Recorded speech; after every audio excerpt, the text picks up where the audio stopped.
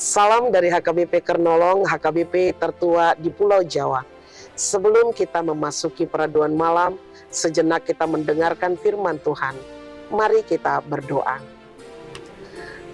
Ya Allah Bapa yang bertata dalam kerajaan sorga mulia, terima kasih Tuhan atas penyertaan-Mu dalam hidup kami dari pagi hari hingga malam hari ini.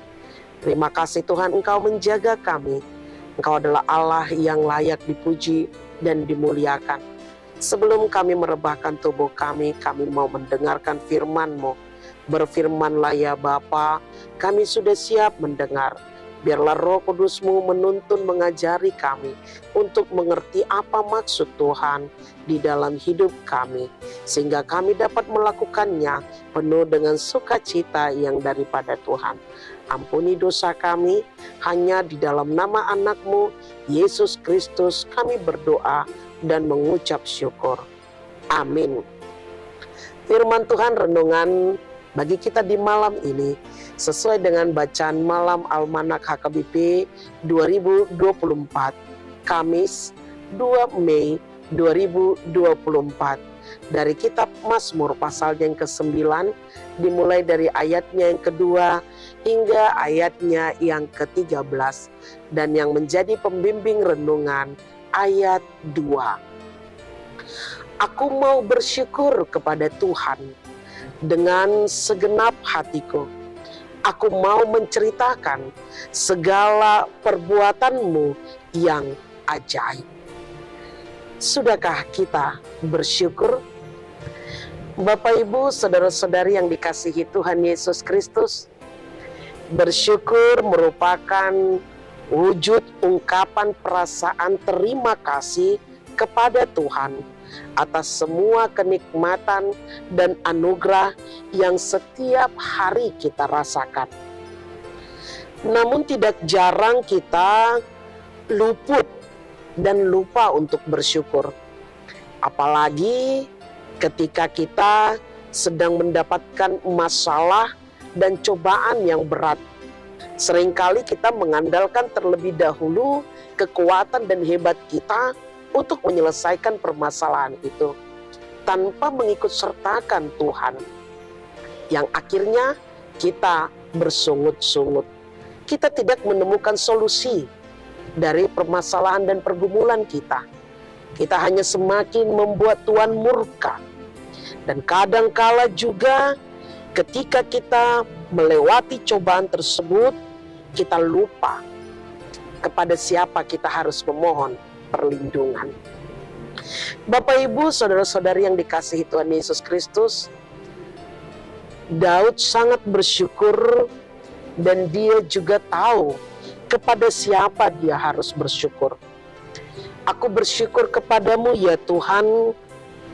Ungkapan syukur ini tidak selalu hanya diwujudkan dalam kata-kata, namun juga bisa kita implementasikan dalam tindakan kita, perkataan kita, sehingga benar-benar bermakna dan meresap hingga ke relung hati kita yang paling dalam.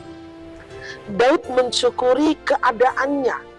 Kita mengetahui bagaimana Daud dalam menjalani kehidupannya sebelum dia menjadi raja. Pada saat dia menjadi raja, kepada siapa? Akan musuh-musuhnya. Dan saat ini Daud mensyukuri akan keadaannya karena kekuatan yang daripada Tuhan. Dia mampu mengalahkan Goliat dan musuh-musuhnya mundur karena dikalahkan oleh Daud. Tuhan membela perkara dan haknya. Tuhan menghardik bangsa-bangsa yang membinasakan orang fasik, karena Tuhan tidak menyukai orang-orang yang berpaling daripada Dia. Semua musuh habis, tuntas, dan binasa. Bapak, Ibu, saudara-saudari yang dikasihi Tuhan Yesus Kristus, pemazmur juga memberitahukan dia begitu bersyukur bahwa tahta Tuhan bersemayam sampai selama-lamanya. Tuhan adalah hakim yang adil. Tuhan tempat perlindungan. Ingat kepada orang-orang yang tertindas yang berseru kepada Dia. Ia ingat mengasihi dan melihat kesengsaraan setiap umatnya. Dia mengangkat dari pintu gerbang maut keselamatan yang ada daripadanya. Ia memperkenalkan dirinya bahwa Dia adalah Allah yang adil. Dia Maha Kasih. Bagaimana dengan kehidupan kita? Sudahkah kita bersyukur dengan keadaan dan keberadaan kita pada saat ini?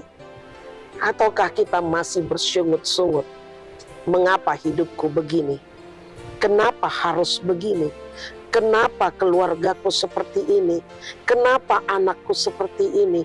Mengapa seperti itu suamiku? Mengapa seperti ini istriku? Mengapa Tuhan?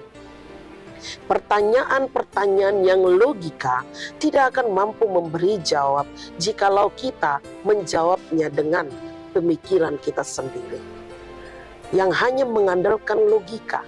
Tetapi ketika kita mengikut sertakan Tuhan, maka kita akan mampu menghadapi setiap pergumulan permasalahan hidup kita. Ketika kita mengikut sertakan Tuhan, di saat itulah kita mampu untuk mengucap syukur. Kita bersyukur bagaimana penyertaan Tuhan. Inilah nasihat yang diberitahukan di dalam kehidupan kita. Jangan lupa untuk bersyukur. Bagaimanapun keberadaan kita, segala sesuatunya telah Tuhan izinkan. Bagaimana kita mengerti maksud Tuhan, bagaimanapun keadaan kita, bagaimanapun situasi kita, sejatinya semua itu adalah karunia Tuhan semata. Dan yang kedua, jangan pernah selalu melihat ke atas. Sekali-kali lihatlah ke bawah. Begitu banyak orang yang menderita. Marilah kita bersyukur dengan keberadaan dan keadaan kita. Dan Tuhan juga mengatakan, ceritakanlah segala perbuatannya. Ceritakanlah, karena dengan bercerita, orang yang mendengar pun akan memahami apa yang kita ceritakan. Ceritakanlah kebesaran Tuhan. Ceritakanlah kebaikan Tuhan. Jangan pernah ceritakan kemegahan diri kita, tetapi ceritakanlah kemegahan Tuhan. Karena Dia adalah Allah, sumber kekuatan kita. Layaklah kita memuji memuliakan namanya. Dengan demikian, aku mau bersyukur kepada Tuhan dengan segenap hatiku. Aku mau menceritakan segala perbuatannya yang ajaib, karena aku sudah merasakan bagaimana penyertaan Tuhan di dalam hidupku, dalam menjalani hari-hariku hingga saat ini. Bersyukurlah dan ceritakanlah kebesaran Tuhan. Amin. Terima kasih Bapa atas firman-Mu di malam ini. Engkau mengajarkan kami untuk kami bersyukur akan hari ini, akan apa yang ada dan Tuhan berikan dalam hidup kami. Ajari kami Tuhan untuk bisa mengerti akan firman-Mu. Ajari kami Tuhan, dengan rasa syukur kami, dengan hidup kami mampu menceritakan kebesaran dan keagungan-Mu, agar semakin banyak yang memuji dan memuliakan nama Tuhan. Berkati istirahat kami, bangunkan kami.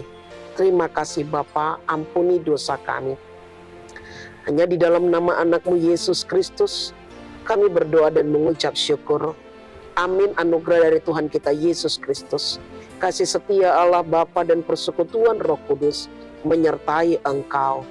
Amin.